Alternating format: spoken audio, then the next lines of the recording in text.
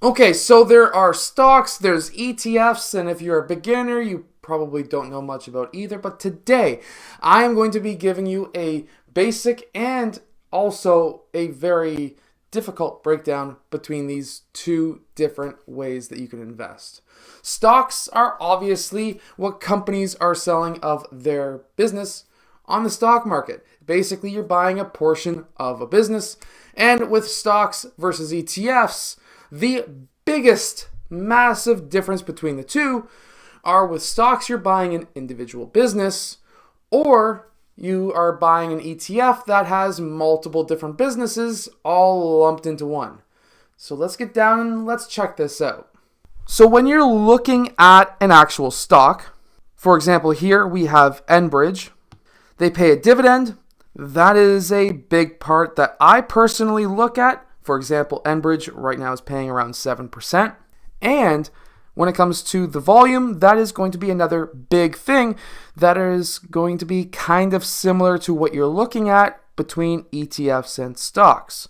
Volume is how many of that stock or that ETF, how many shares are being traded every single day. Now you may say, well, 3.2 million, what does that really mean on average? Well, that means that there's 3.2 million shares traded on average every single day. So if you wanted to buy 10 million shares of Enbridge, it could be really hard to do so. And why I mention this is because obviously when you look at individual businesses, their volume is going to be really high, so you can easily buy and sell their stock. While with ETFs, some ETFs may not have a high volume, which means that you may be stuck with that ETF for a very long time until somebody comes along and offers to buy your shares when you have them up for sale. And a 7% dividend is how much you're getting paid out. So for example, if you invest $100 into Enbridge, you would then be returned about $7 every single year. Now, Enbridge pays quarterly, so this $7 would be split a quarter every 3 months. If you, for example, invested $1,000, you'd be getting paid $70 a year. And if you invested $10,000, you would be getting $700 a year. And then it continues to go up from there. And then, of course, when you're looking at ETFs versus stocks, some stocks will actually raise their dividend more often versus other businesses, which means that if you are in an ETF, and let's say 10% of that holding is Enbridge, let's just say that's the top holding in that ETF, and 10% of what you're investing into that ETF goes into Enbridge stock, that basically means that, okay, well, let's say Enbridge raised their dividend, but nobody else in that ETF did. You're not going to have that full dividend increase as if you were to just invest into Enbridge, because now only that increase in dividend on that ETF would be about 90% smaller than, of course, what you would get with just Enbridge, because if nobody else increases their dividend, then that dividend is not just going to be magically raised. The other thing with individual stocks is you have individual stock risk. I kind of mentioned this before, but let's say you have Enbridge stock that, here's their chart over the past 2 years. Let's say in the ETF, you have other stocks that went up higher than Enbridge, then you would actually be making more money than if you just invested in Enbridge alone, which is why ETFs are in a way safer. Now, when it comes to dividends, some ETFs will pay quarterly, just like stocks, while other ETFs will pay once a year or every single month. For example, here is an ETF called Vanguard 500 Index Fund, VOO. With VOO, you're getting an average volume of 4.4 million shares being traded every single day, but their yield, their dividend, is only 1.55%. So for example, if you invested $100 into this ETF, you would actually be only making about $1.55 every single year divided by 4, because of course you're getting it paid out quarterly. Now you may say, well, that's a terrible investment because I'm not getting paid as much. However, with VOO, what you are getting is something that mirrors the actual stock market. So as the stock market's gone up, the stock market has also gone down, and it's mirroring the stock market, this ETF specifically. Now, why you would invest in something like SPY or VOO is because these ETFs, those two that I just mentioned, will mirror the actual market, and in theory, every single year, the stock market goes up 7% on average. Now, that's not always the case. We have to remember that some years there may be a negative 10%, and in other years it could be plus 22%. But overall, the average is around 7%, which means that you're beating inflation in normal times. Not anymore, but in normal times. And their dividend fluctuates as well. They do pay it quarterly, but the reason why it fluctuates is because companies will change their dividend higher or lower, and also businesses, when we look at the dividend, may not be paying it the same month because sometimes it fluctuates depending on if a day has 20 or a month has 29 days versus 31, and it changes every single year, for example, because some months are longer than others depending on the year. Then, of course, the dividends sometimes get moved. So that's why. So what I like to do with ETFs like this is September over September. It has increased September over September again. Actually it decreased there, and of course that was because of the pandemic. And then if we look September over September again, there was a slight increase.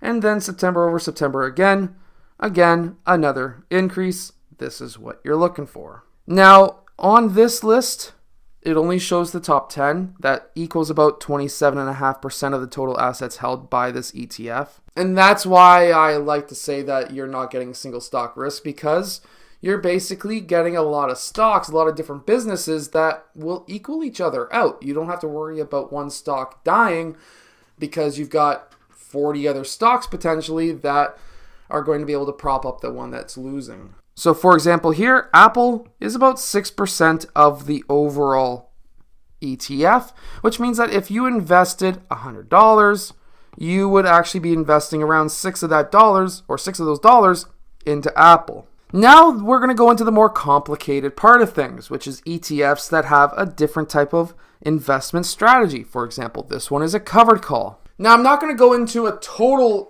explanation of what a covered call ETF is. It is quite complicated. I have made videos on that on this channel as well, so you can go search those up. But basically, the layman's terms of what a covered call ETF is let's say you have 100 shares of, let's say, TD stock. And out of those 100 shares, you're making around a 4% dividend. Well, I want to make more money than just 4% in whatever the stock goes up or down. Well, we can actually sell a call option on those 100 shares. And let's say TD currently is $50 a share. We'll say 6 months from now, if it's $100 a share, you can buy those 100 shares of TD at $50 a share. Now, we would lose that gamble, but we are basically playing casino because whoever buys that call option pays us what's called a premium. And that premium on those 100 shares could be potentially, let's say, around $1,200. So we just made $1,200 on 100 shares of TD, which means that we win the gamble if those TD shares don't go up too high. As long as they don't hit that $100, we keep our shares, we keep that premium, and that's another form of income. It's like playing the casino. Also, ETFs are not always going to be mirroring the entire market. They usually have a strategy behind them. For example, here, these are a covered call ETF with US banks. This will only cover American banks. This one also has a yield of 7.65% currently, and it can get 7.65 while the average American bank only pays somewhere in that 3% range because it has that covered call option.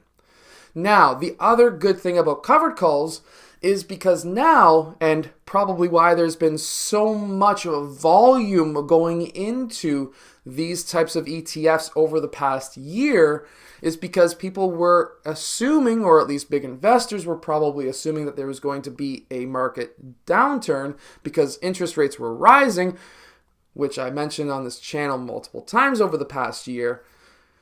It's almost like if I guessed this correctly, where now we see that, of course, the the yields on these ETFs are still very good because you're now looking still at 7-something%.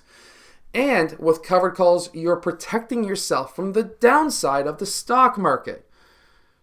As long as the stock market doesn't just shoot up like crazy, this is a better investment in these times. So there's some food for thought. Something else to look for in an ETF is an expense fee. The expense fee of ZWK, which is this ETF, is 0.65%, which means that if you invested $100 and let's say it stayed at $100, you would be paying around 65 cents on that $100 a year for them to invest your money. But if you're getting back $7 essentially and 65 cents because of the yield and because of the covered call option, then essentially you're still winning.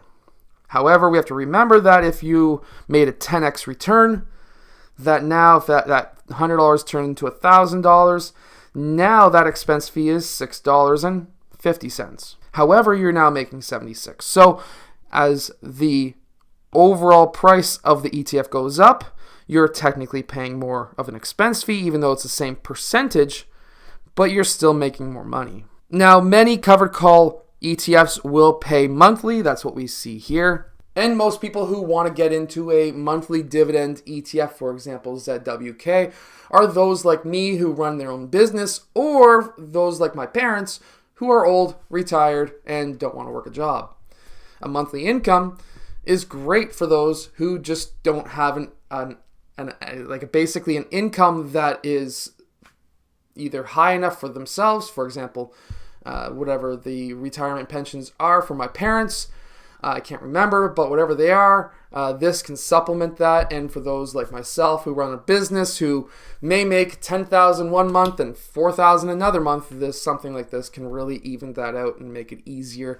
Anyways, that is the differences between ETFs and stocks. A little bit of a basic yet intermediate level of the difference between the two. I hope that you've enjoyed. If you have, hit that like button, subscribe, and I'll see you guys again next time.